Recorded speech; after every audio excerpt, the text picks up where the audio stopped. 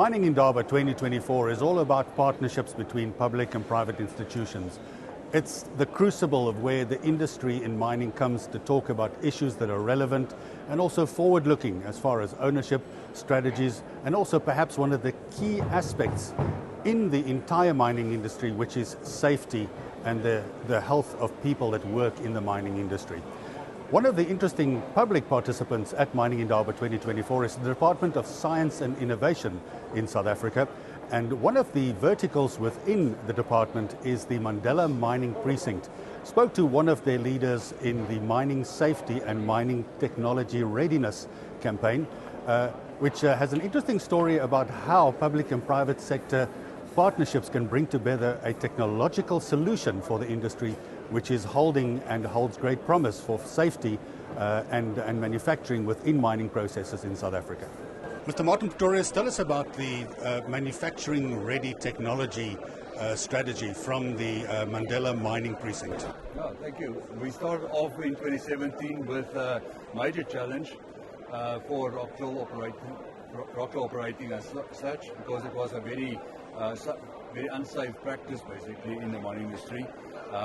So we started off with a challenge with raising the challenge, getting some involvement with the stakeholders, industry participation as well as from the manufacturers, setting up the criteria. At the moment we started off with the pneumatic machines, which was very far distance from the infrastructure, meaning that the utilization of that compressed air and the machines is very underutilized, and that resulted in long face time.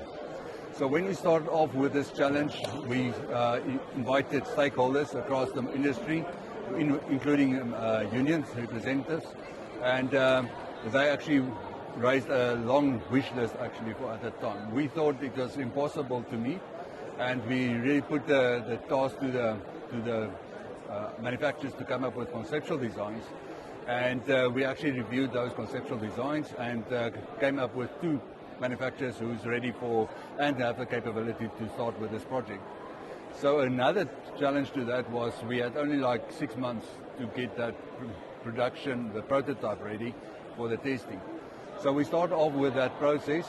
I mean, when we looked at the wish list, it was the machine must be almost half the weight of a 32 kilogram, which is normally the practice. It should have been less noisy. It should be user-friendly so that women in mining can also start operating that. It must be environmental friendly. It must be operator friendly, so the vibration and all of that fatigue needs to be addressed as well. And it must be design centered around people. So that was a major significant challenge. And when we started with the scoping, that was exactly the criteria which we set. And like I mentioned, the 2 manufacturers then came to party with conceptual design, and they started with the development. And within 6 months, they actually produced a prototype which is very similar to this one.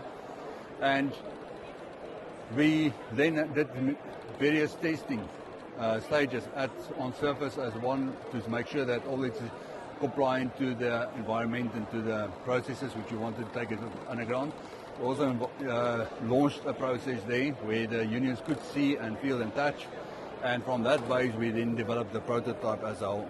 And then we took it through underground testing and trialing, and that actually was also a huge success, where normally that trial period is prolonged because of, you get into operations, you put a new machine there, operators will just chunk it away if they don't feel it's worthwhile. They took this and they grabbed it and they saw that the machine is actually running 3 times as fast as their machine, so it was easily adaptable.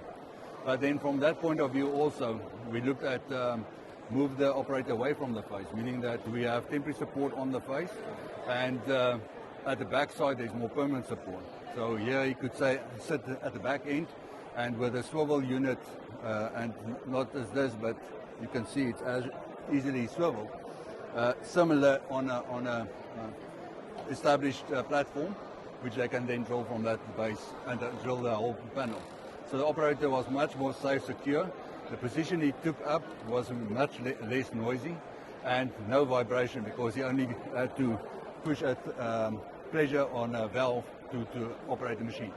So from that base, we really established a strong base. What also is unique on this process, as we develop this, is on each raise line, we established a mini hydropower system as a source system. So we could easily then attach 3 machines to that, as well as support rigs to that, so that you have much quicker, faster drilling time, much more advanced technology, safer, and visibility was also very, very improved, because the compressed air with water, it's becoming very foggy and you don't see that much clear. With this unit, you can actually see crystal clear what's happening on the face. So from a safe perspective, you are just much more awareness of environment, and you can actually operate it safely.